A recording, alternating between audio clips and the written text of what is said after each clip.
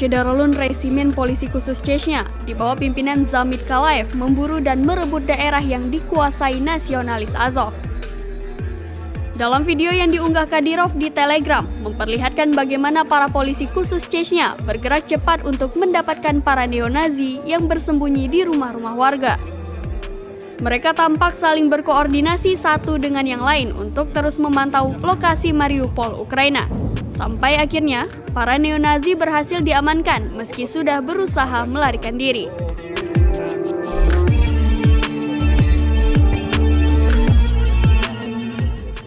Master urusan militer, pejuang resimen polisi tujuan khusus dinamai pahlawan Rusia Ahmad Kazi Kadyrov di bawah kepemimpinan Komandan Zamit Kalaev dengan cepat maju melalui perempat Mariupol yang dikepung oleh nasionalis. Disebutkan pada keterangan unggahan, mereka mendeteksi target menembak musuh. Ancaman neonazi dihilangkan dalam hitungan menit.